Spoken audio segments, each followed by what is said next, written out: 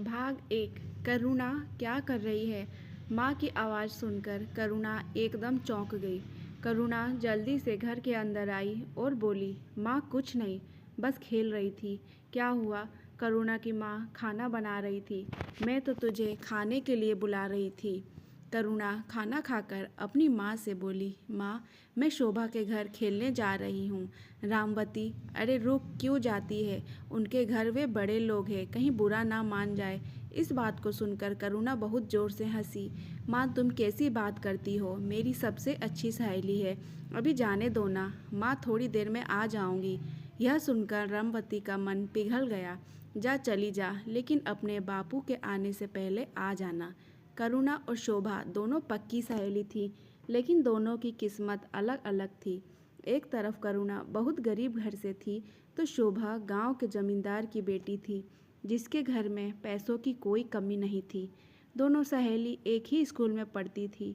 एक दिन शोभा स्कूल आई और करुणा से बोली, करुणा मेरे माता पिता मुझे शहर भेज रहे हैं पढ़ने के लिए, तू मुझे भूल तो नहीं जाएगी? यह सुनकर करुणा बहुत उदास होने लगी। शोभा मत जाना, कोई बहाना बना दे। शोभा की आंखों से आंसू छलक रहे थे। काश ये मेरे वश में होता, लेकिन वादा कर तू मुझे भूलेगी नहीं, और जब भी मैं छुट्टियों में गांव आऊँगी तो मुझसे मिलने ज़रूर आएगी। शोभा को उसके माता पिता शहर पढ़ने के लिए भेज देते हैं। करुणा वहीं गांव के स्कूल में पढ़ती रहती है। धीरे धीरे दोनों बड़ी होने लगती है। करुणा की पढ़ाई गांव से होने के कारण ज़्यादा नहीं पढ़ पाती। इधर शोभा डॉक्टर बन जाती है। एक दिन शोभा अपनी माँ से मिलने गांव आती है। माँ से मिलकर वह जब जाने लगती है, शोभा शहर से अपनी सहेली के लिए बहुत से उपहार लाई थी। वह भागती हुई जाने लगती है, तभी उसकी माँ टोकती है, बेटा वो लोग बहुत बुरे हालात में हैं, उसके पिता का स्वर्गवास हो चुका है, माँ भी बहुत बीमार रहती है, मुझे लगता है उसका रिश्ता पक्का हो गया है। शोभा करुणा से मिलने पहुंच जाती है। दरवाज़ा खटखटाने पर करुणा दरवाज़ा खोलती है। शोभा उसे देखकर गहरी सोच में पड़ जाती है। एक बार तो उसे ऐसा लगता है कि यह कोई और है, लेकिन जब ध्यान से देखती है तो करुणा ही थी। गालों में गहरे गड्ढे पड़ गए थे, रंग भी सांवला सा हो गया था।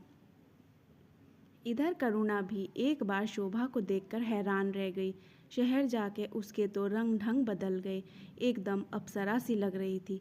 करुणा एकटक उसे देखे जा रही थी। उसे देखकर शोभा ने कहा, अंदर आने के लिए कहेगी या यहीं खड़ा रखेगी? करुणा जैसे नींद से जागी, हाँ हाँ अंदर आना, तुझे देखा तो अपनी सुध बुध भूल गई, कैसी है तू? एक साथ सवालों की बौछार सी कर लगा दी करुणा ने। शोभा ने अंदर जाके देखा, एक टूटी सी खाट पर उसकी माँ पड़ी थी, पास ही कुछ दवाइयाँ रखी थी। शोभा को देख कर रामवती ने उठने की कोशिश की, तभी शोभा ने टोका, अरे चाची क्यों परेशान हो रही हो, लेटी रहो, मैं शोभा हूँ, करुणा से मिलने आई थी। आपकी तबीयत कैसी है? क्या हुआ आपको? तभी पानी ले आई। कुछ नहीं, कुछ खाएगी पिएगी तो फिर ठीक हो जाएगी। तू सुना, कब आई? शोभा बोली, आज ही आई हूँ और कल ही वापस जाना है। थोड़ा सा टाइम था, सोचा तुझसे मिल आऊँ। मैंने सुना है तेरा रिश्ता पक्का हो गया है। यह सुनकर करुणा थोड़ा उदास हो गई। तभी रामवती ने बताया, बेटी पास ही के गांव में एक लड़का है, घर में उसकी माँ और छोटा भाई है। शरीफ लड़का है, शहर में नौकरी करता है, रोज बाइक से शहर जाता है, शाम तक लौट आता है, उम्र थोड़ी ज़्यादा है।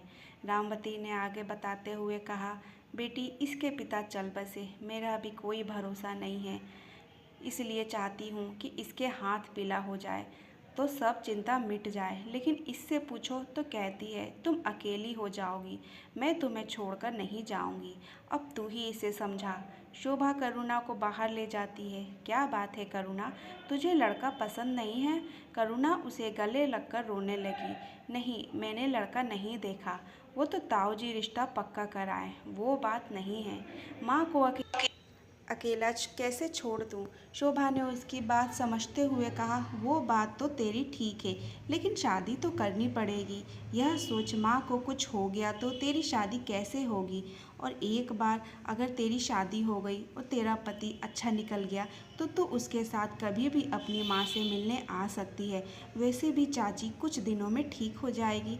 करुणा, नहीं, वो अब ठीक नहीं होगी। डॉक्टर जवाब दे चुके हैं, कैंसर है, आखिरी स्टेज का। उन्हें कुछ बताया नहीं है। तू भी मत बताना। यह सुनकर शोभा ने कहा, फिर तो इसे अपनी माँ की अंतिम इच्छा मानकर पूरा कर, शादी कर ले। हो सकता है तेरी माँ जो इतना कष्ट पा रही है, तेरे हाथ पीले करने के चक्कर में ही उनके प्राण अटके हो। यह सुनकर करुणा रोने लगी। शोभा ने उसे गले से लगा लिया। उसके बाद बात बदलते हुए उसने कहा, देख, मैं तेरे लिए शहर से क्या लाई हूँ। यह कहकर उसने एक सुंदर सी साड़ी करुणा को दे दी। करुणा ने साड़ी देखी और बोली, इसकी क्या ज़रूरत थी। शोभा ने उसका हाथ अपने हाथ में लेते हुए कहा, करुणा, एक बात याद रखना हमेशा, मैं कहीं भी रहूं, गांव में, शहर में, शादी के बाद अपने ससुराल में, तेरी मेरी दोस्ती नहीं टूटनी चाहिए। जरा सी भी परेशानी मत उठाना। जीवन के किसी भी मोड़ पर खुद को अकेला पाए तो सीधे मेरे पास चली आना। तेरी ये सहेली हमेशा तेरे साथ ही खड़ी है। करुणा कुछ बोल ना सकी। उसकी आंखों से टप टप आंसू बह रहे थे। माहौल को हल्का करने के लिए शोभा ने कहा, अब चाय भी पिलाएगी या यूं ही टरका देगी।